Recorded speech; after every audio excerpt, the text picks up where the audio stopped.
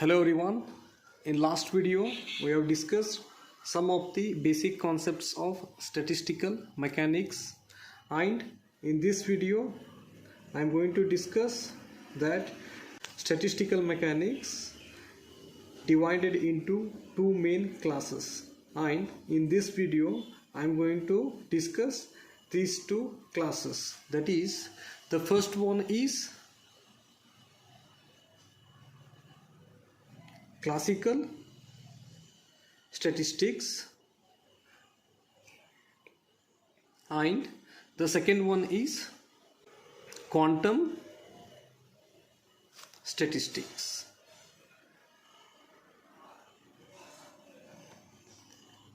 Statistical mechanics divided into two main classes. First one is classical statistics and second one is quantum statistics. Okay, now let us see the first one, that is classical statistics. Okay, here classical statistics is also known as a Maxwell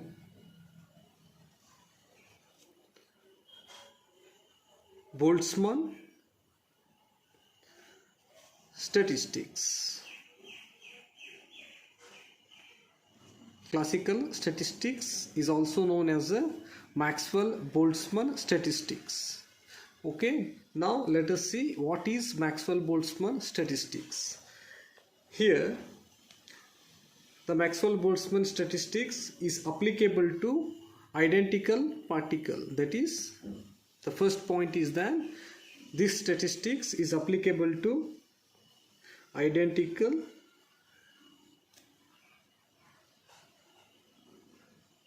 particles. That is, all the particles are same. Here I am going to take some example. Let us suppose here I am going to consider three balls. These three balls are having same size. These are having same size and all the dimensions are same. So these particles we call it as an identical particle. And the second point is that it is applicable to distinguishable particles. Distinguishable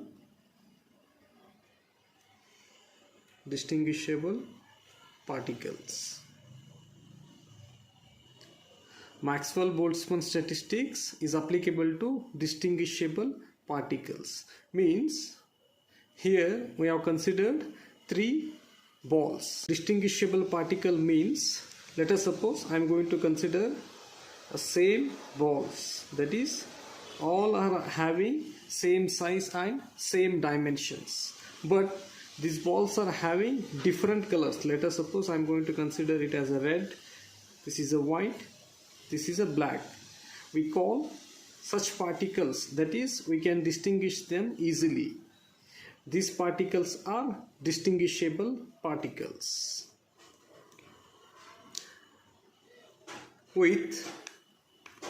And one more thing, it is applicable to particles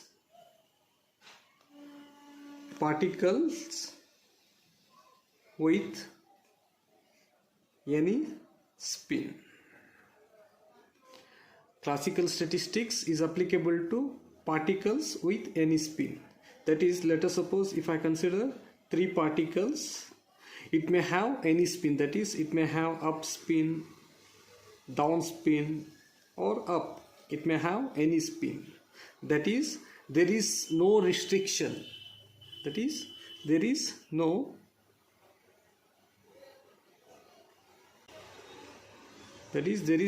restriction for classical particles. Here I am going to consider example for classical particles are, let us suppose I am going to consider A, B, C are three particles. They are identical and they are distinguishable particle and they can have any spin. It is about classical statistics. And one more thing is that The classical statistics successfully explains many ordinary observed phenomena. It explained temperature and pressure,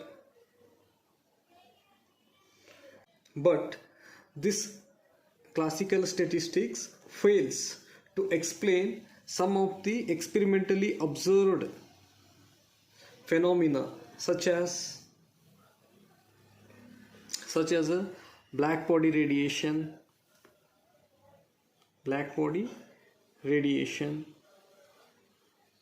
and photoelectric effect, etc. Classical statistics, it successfully explains some of the observed phenomena such as temperature, pressure, energy of the system, but it fails to explain some of the experimental observed phenomena such as a black body radiation, photoelectric effect, Compton scattering, etc. So, to explain these experimentally observed phenomena, a new theory is required to explain this experimentally observed phenomena, and this failure of classical statistics forced the issue in favor of the new quantum idea. Now let us see quantum statistics. To study quantum statistics, we need to know indistinguishable identical particles. Here we are going to study two types of particles. The first one is bosons and the second one is fermions. Here simple, bosons are having zero or integral spin. Bosons, these particles have a zero or integral spin, and fermions are having half integral spin. We know that, let us suppose if you consider atom center, it is having a nucleus, and above nucleus there are different energy levels, and in these energy levels electrons are going to revolve, and these electrons have spin, that is up spin or down spin. Okay, now let us see the second point. Bosons, they do not obey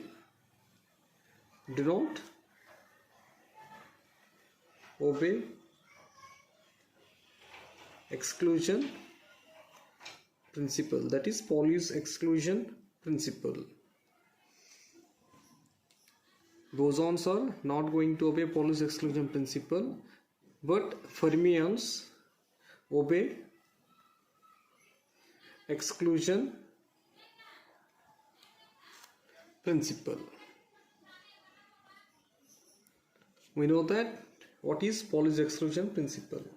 That is, Pauli's exclusion principle states that in single atom, let us suppose here we have considered a single atom, no two electrons will have the same quantum numbers. That is, let us suppose if you consider a single energy level, in this energy level there are two electrons, and these two electrons, they do not have all the four quantum numbers same. That is, we know that four quantum numbers are, the first one is principal, and second one is angular momentum, third one is magnetic, and the fourth one is spin quantum number. At least these two electrons should have different spin, and we can also say that two electrons in the same orbital must have opposite spin. Let us suppose if these two electrons want to stay in the same energy level, then it must have opposite spins. Okay, now let us see third point, that is bosons have symmetric wave function, and fermions are having anti-symmetric wave function. That is, these electrons are having wave associated with it, and in bosons all the particles are going to have a same wave function, but in fermions, let us suppose two electrons are occupied in same energy level, then these two electrons have a anti-symmetric wave, that is different wave function. Okay, now let us see the fourth point. Fourth point is that any number of bosons can exist in the same quantum state of the system. That is, let us suppose if there is an atom, or if there are two states and there are two particles, here two particles can occupy a single state in bosons. Bosons can occupy single energy state. Let us suppose there are four particles, then these all particles, let us suppose there are four particles, then these all four particles can occupy a single energy level, and here only one fermion can exist in a particular quantum state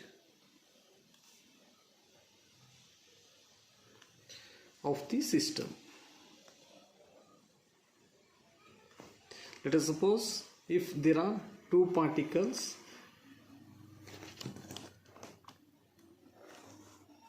let us suppose if there are two states and two particles, then a single particle can occupy a single energy level, and the next particle is going to occupy the next level or a next state. This is all about bosons and fermions. Okay, now let us see quantum statistics. Here in quantum statistics we are going to study two different types. That is, the first one is Bose-Einstein statistics. This is first one, and second one is Fermi-Dirac statistics.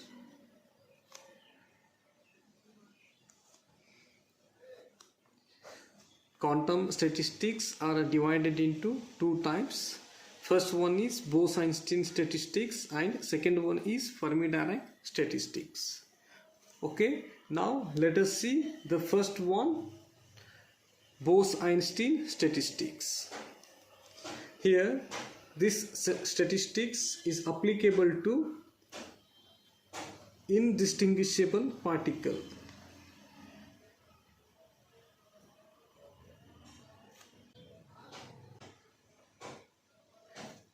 Indistinguishable particles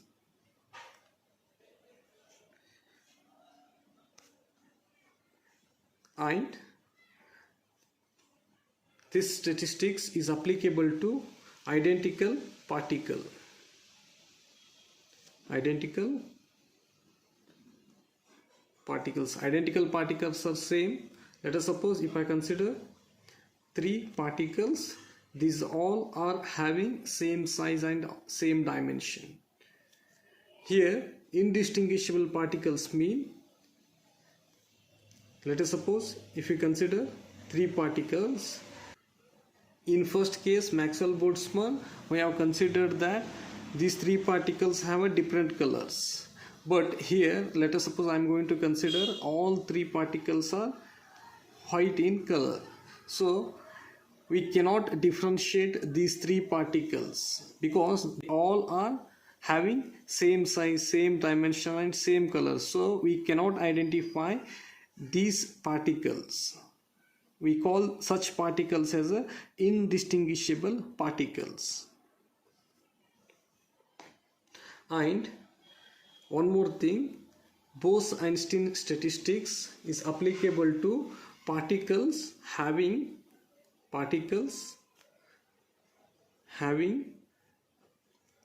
integral spin.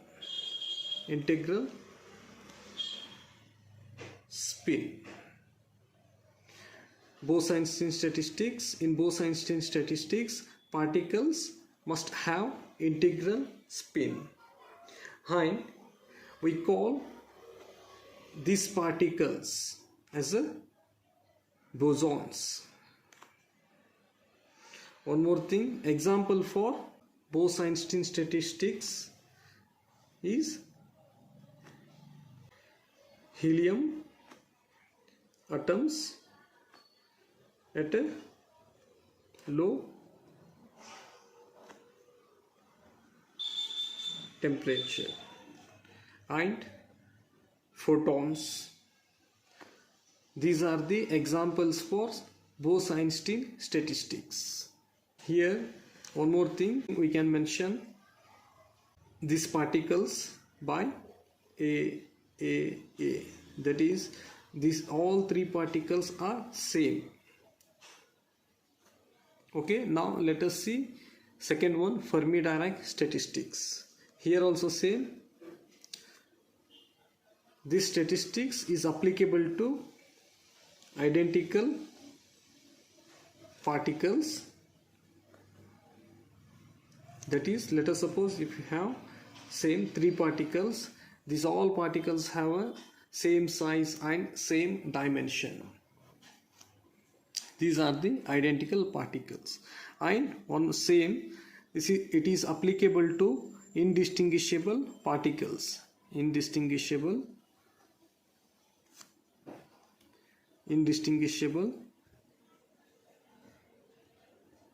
particles.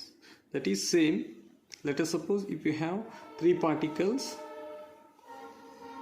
these all are having same size and same dimension, and also here we have considered that all the particles have same color, so that we cannot identify any particle. This particle we call as an indistinguishable particle, and here we can also take example as a, let us suppose I am going to consider three particles as a. Here we cannot distinguish this particle. Here I have taken three particles A. These particles have same dimension and same color, so we cannot distinguish this particle. And one more thing, these particles having half integral spin.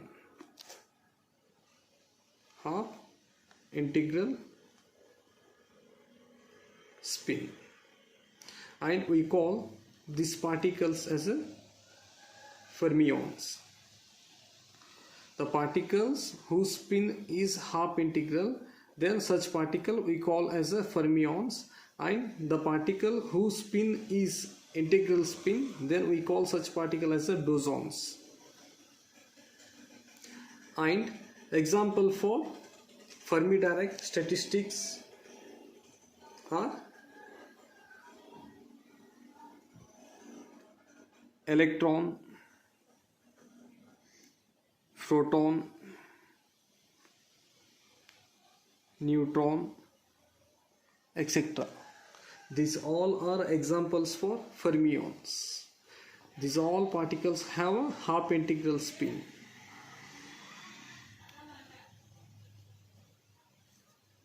Okay, now let us see how these particles are distributed in different states by considering some particles and some energy levels or some states. Okay.